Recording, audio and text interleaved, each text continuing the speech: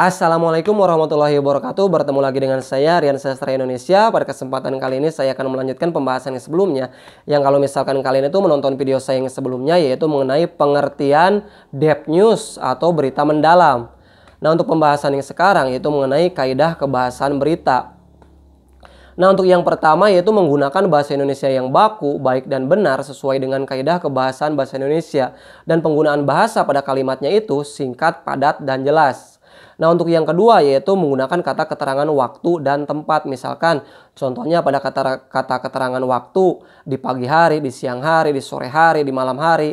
Misalkan contoh pada kalimat beritanya pada hari Senin 14 Mei 2025 di sore hari tepatnya pukul 17.30 waktu Indonesia Barat. Misalkan salah satu contohnya seperti itu.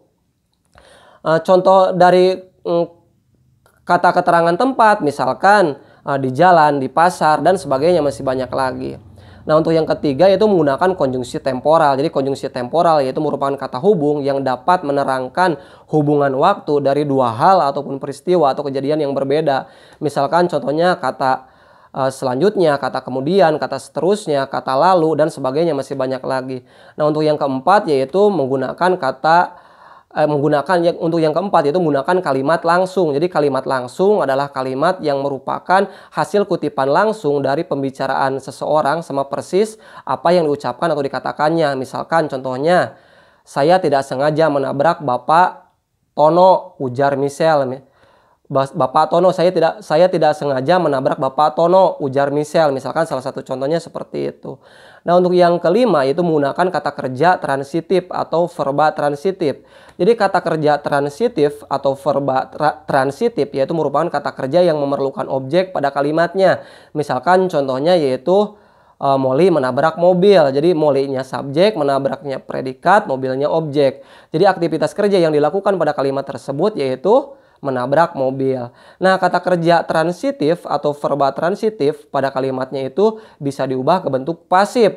Tadi itu kan Molly menabrak mobil. Kalau diubah ke bentuk pasif jadi mobil ditabrak Molly. Jadi seperti itu salah satu contohnya. Nah, untuk yang keenam yaitu menggunakan kata kerja pewarta atau verba pewarta. Jadi yang keenam itu menggunakan kata kerja pewarta atau perba pewarta. Jadi kata kerja pewarta atau perba pewarta itu merupakan kata kerja yang mengidentifikasikan suatu percakapan. Misalkan contohnya ketika terjadi musibah bencana tsunami, banyak media yang memberitakan mengenai peristiwa atau kejadian tersebut. Nah, pada kalimat tersebut bagian yang berisi yang mengidentifikasikan suatu percakapan yaitu banyak media yang memberitakan mengenai peristiwa atau kejadian tersebut. Jadi salah satu contohnya seperti itu.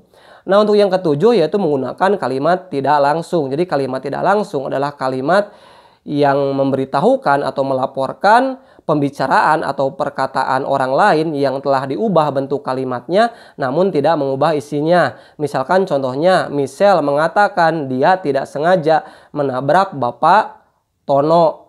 Misalkan salah satu contohnya seperti itu. Dan untuk yang kedelapan yaitu penggunaan konjungsi bahwa. Jadi konjungsi bahwa yaitu merupakan kata hubung yang berfungsi sebagai penjelasan pada kalimat sebelumnya. Misalkan contohnya yaitu Tono menyatakan bahwa kecelakaan ini semua bukanlah atas kesalahannya. Jadi misalkan contohnya Tono menyatakan bahwa kecelakaan ini bukanlah semua atas kesalahannya. Misalkan salah satu contohnya seperti itu.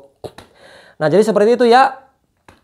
Oke ya, terima kasih telah menonton channel saya ini. Semoga bermanfaat. Jangan lupa like dan share channel saya ini. Dan jangan lupa subscribe channel saya ini untuk mendukung atau memotivasi saya dalam membuat konten-konten pembelajaran bahasa Indonesia. Khususnya pada kesempatan kali ini yaitu pembelajaran bahasa Indonesia untuk kelas 8 SMP. Nah, untuk pembahasan yang selanjutnya insya Allah di lain waktu, di lain kesempatan saya cantumkan linknya di deskripsi. Oke ya, terima kasih telah menonton channel saya ini. Semoga bermanfaat. Saya akhiri. Wassalamualaikum warahmatullahi wabarakatuh.